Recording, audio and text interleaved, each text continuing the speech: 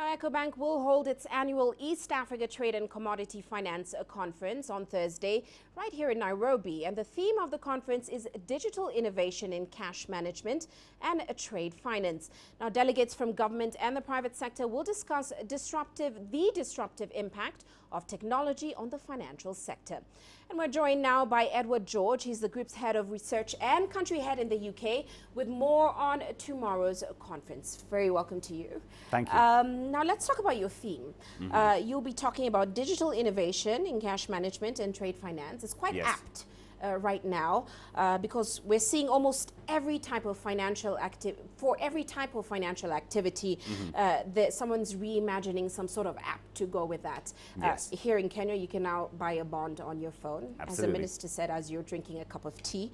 So give me some insight into what the discussion will be tomorrow at the conference. Well, what we really want to look at is how digital platforms are changing the way that finance works. And this is what's so great about the mobile phones and M-Pesa and systems like that in Kenya, is that everyone is connected now. And ultimately what you're talking about here is digital trust. As soon as you can connect people up to the system, you find ways then of removing these barriers. And particularly what we'll be looking at as EcoBank, we are a Pan-African bank. For us, inter-regional trade is basically our bread and butter. And we want to look at ways that there's new innovations that mean that trade flows are much smoother, particularly across borders for different regions that have different languages, different currencies. And I'm just quickly aside, I'm curious to find out why you think some of these fintech things are working well in Kenya, but not so well in regions like West Africa, in Nigeria. For example, things like M-Pesa aren't picking up, mobile banking not as popular. Just your opinion on why you think that's exactly. Well, I mean, Kenya is a very special case, and you could say M-Pesa was a perfect storm, but I think you have to start with regulation and the regulators.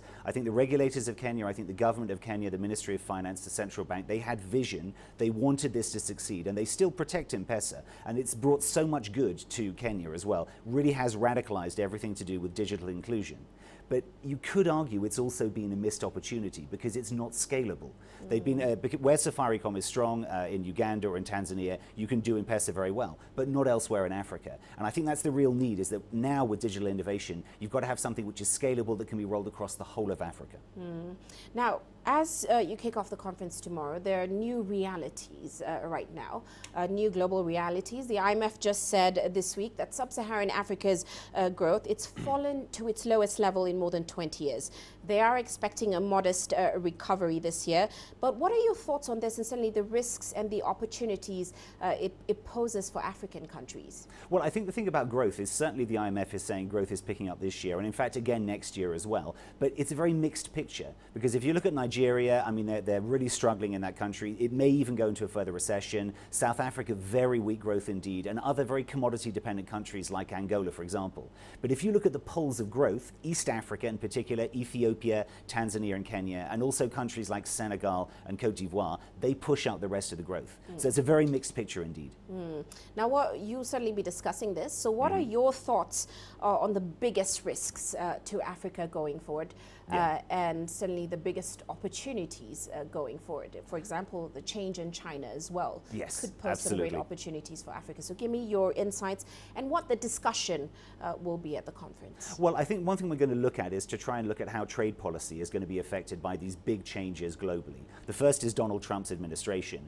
President Trump hasn't said much about Africa very much, and the hope is that maybe we'll get some kind of benign neglect here, and he'll simply leave Africa alone. But if you compare that to President Bush beforehand, who really did an enormous amount in terms of projects, that's not very good.